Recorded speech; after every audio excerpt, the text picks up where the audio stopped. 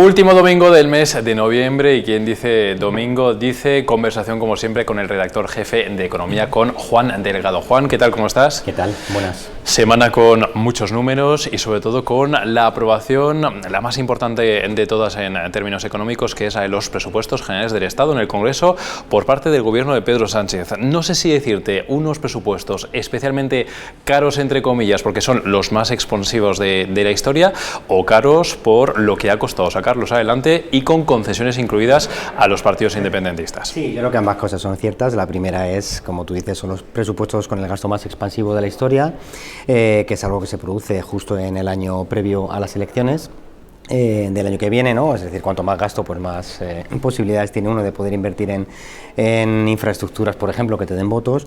Y la segunda tiene que ver sobre todo con la factura elevada que va a suponer las cesiones que ha tenido que realizar el gobierno a sus socios parlamentarios para sacar adelante los presupuestos. La primera es la más evidente, la más peligrosa, que es la anulación del delito de sedición, y la segunda tiene que ver con la gran novedad de la semana, que es el éxito que ha recabado la ministra de Hacienda al sacar adelante, bueno, pues los dos impuestos tan polémicos, uno el de la banca y otro el de las energéticas. Lo que vamos a ver a partir de ahora van a ser una serie de efectos colaterales derivados de esta aprobación de estos dos impuestos vía presupuestos.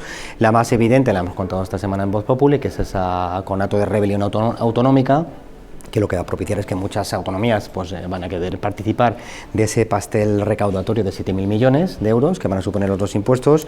Y por el otro lado pues vamos a ver una pugna legal básicamente entre el gobierno y las empresas. Un tercer efecto colateral, por llamarlo de alguna manera, será pues la señal que enviamos a los mercados, pues bueno, pactando con esta serie de grupos parlamentarios como pueden ser RC y Bildu, entregándonos de alguna manera en sus manos y pues enviando una señal de que bueno, en España lo que sigue reinando es la incertidumbre regulatoria, donde bueno, a una empresa le pueden imponer un impuesto de este tipo caído del cielo y sin que te lo esperes, ¿no? Hay muchas patas que analizar en estos presupuestos, ¿no? Decías tú, la sedición con Esquerra Republicana, el pacto con Bildu también para varias medidas como la retirada de la Guardia Civil de Tráfico de Navarra, o lo hemos hecho en varias ocasiones para promocionar el euskera en los circos.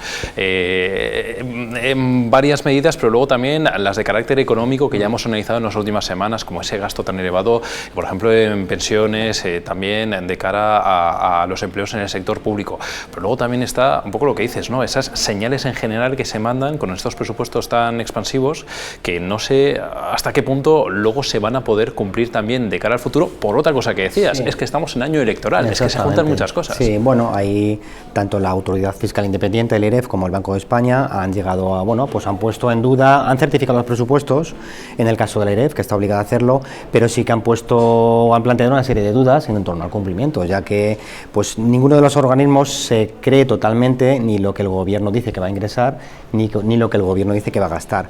Por la vía del gasto hay organismos como el Banco de España que creen que es bastante probable que si la crisis económica persiste en 2023 haya que prorrogar algunas de las ayudas que existen hoy, lo cual implicaría más gasto.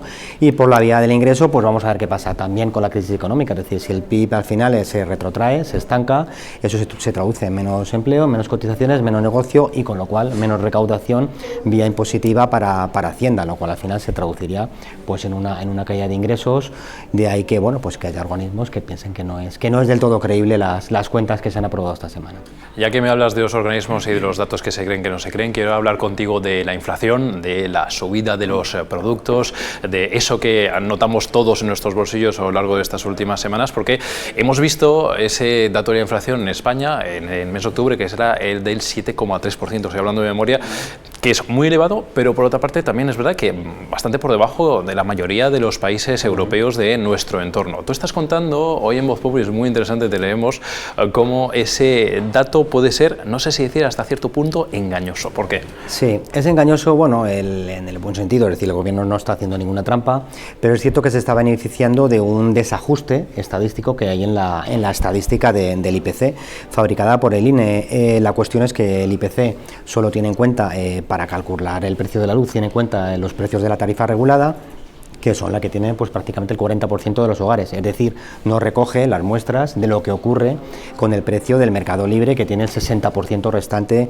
de los hogares. La tarifa regulada es mucho más sensible a lo que ocurre en los mercados internacionales y rápidamente transmite las bajadas y las subidas a la factura que pagamos en los hogares. ¿Qué es lo que ocurrió en primavera? ocurrió precisamente lo contrario, es decir, en los mercados internacionales el gas y la luz estaban disparadas, con lo cual rápidamente esas subidas se tradujeron en inflación y en una subida muy fuerte del IPC. Ahora lo que está ocurriendo es precisamente lo contrario. Es decir, el gobierno en su día sufrió ese desajuste del IPC para mal y ahora se está beneficiando de él porque los precios han empezado a caer y de ahí que la inflación pues está arrojando un dato que probablemente es inferior al que debería. Llama mucho la atención una paradoja y es que en primavera, cuando el dato no le favorecía al gobierno, Calviño puso el grito en el cielo, se presionó mucho a las empresas y al INE para que corrigieran ese desajuste en el IPC y una vez que la estadística está a su favor, bueno, pues los trabajos están más o menos parados, los técnicos del IPC siguen recabando información, es decir, haciendo perfectamente su trabajo, pero el gobierno ha dejado de presionar porque en este momento no le interesa retocar o toquetear una estadística que le favorece. Claro, es verdad lo que dice Calviño, que ahora España sale favorecida porque la inflación española está por debajo de la media europea. Cuando los datos no nos favorecen, nos quejamos de la metodología y de los organismos, y cuando los datos nos favorecen, entonces saquemos pecho. Eso es un poquito... Bueno, eso está pasando un poco con la EPA, quizá, ¿no? Es decir, que en los últimos días hemos visto ciertas críticas, la última que yo recuerdo es la del ministro Escrivá, de Seguridad Social, porque, bueno, pues la EPA da unos datos que no concuerdan con la estadística tan positiva que tiene recabada, en este caso, la Seguridad Social, ¿no? Es decir, que se está poniendo un poco en duda una estadística que no favorece, ¿no? En este caso, la del empleo. Oye, siguiendo con esto de la inflación y de los precios, falta ya menos de una semana para Navidad. No sé tú, pero en mi casa ya se está empezando a hablar de las compras, de la cena, no sé qué, no sé cuántos tal, y yo creo que no va a haber hogar español en el que no se plantee, oye, igual no hay que prescindir de este alimento, o igual las compras no hay que rebajar un poco el volumen de regalos de cara a Navidades, a Reyes. ¿Tú crees que va a ser un poquito el sentimiento generalizado en las próximas semanas? Sí. O, como hemos dicho alguna vez, bueno, todavía estamos en una especie de espejismo. Sí. Ahí un poco extraño. Como siempre, yo creo que aquí hay dos divisiones, ¿no? Es decir, está la división, el que está en la base, ¿no? de la pirámide de las rentas, que es la gente, ¿no? Pues que no llega a fin de mes y que ahí sí que se tiene que plantear si prescinde o no de algún plato en la cena de Navidad o tiene que comprar un regalo más barato para su hijo o su nieto en la noche de Reyes. Y luego está pues la pirámide intermedia de las rentas medias, que sí que tienen pues una bolsa de ahorro acumulada, lo hemos contado aquí en este plato en más de una ocasión, y que van a seguir, bueno, pues consumiendo. No hay más que ver estos días, ¿no? En la campaña del Black Friday, pues los centros comerciales están llenos, se va a vender, por suerte para los comerciantes, bastante, es decir, ahí pues yo creo que el consumo se va a mantener. Quizá el bajón lo vamos a vivir después de Navidad, que es en el momento en el que, bueno, pues con las perspectivas tan malas que hay de crecimiento y las dudas que hay sobre lo que pueda pasar con el empleo, sí que se puede contraer de alguna manera el consumo. Y otro dato más que no hay que olvidar nunca, es que la inflación va a seguir muy elevada el año que viene, por encima del 4%, una inflación que se va a acumular al 8 y pico por ciento, con el que vamos a cerrar de media 2022. Pero fíjate, me estás hablando de ese bajón de cara al próximo año, pero es verdad que entonces va a entrar en vigor este último tema que también vamos a tratar, que es el de las hipotecas, el de los hogares, porque estamos hablando de ese pacto hipotecario alcanzado por parte del gobierno con los bancos para una aplicación voluntaria de una ayuda para aliviar la carga de hipoteca, de la que dice el gobierno se pueden aliviar incluso más de 1 millón de personas, y rentas bajas y no tan bajas, porque estamos hablando de hasta 29.400 euros. Esto es un pacto, digamos, bastante trabajado, esperado, pero también con unas cuantas, en fin, comillas que hay que ponerle. Sí, bueno, ahí lo que ha intentado de alguna manera la ministra Calviño es sacarlo adelante cuanto antes, en un intento de colgarse una medalla, que en este caso pues se la merece, y en un intento de apropiarse, ¿no? de apadrinar una medida que también la reclamaban tanto Yolanda Díaz como el ala más a la izquierda del gobierno, ¿no? Como en el caso de Podemos. Vamos a ver en qué queda.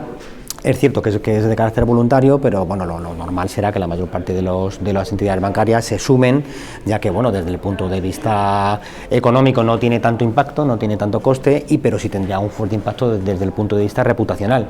Es decir, que es raro que un banco ahora mismo diga que no lo apoya, teniendo en cuenta lo que ocurrió en la crisis financiera anterior, ¿no? Cuando la banca se puso en el punto de mira. Recordemos lo que ocurrió con los desahucios y recordemos, sin ir más lejos, ¿no? La que se montó un jubilado a principios de año, las manifestaciones que montó contra la banca.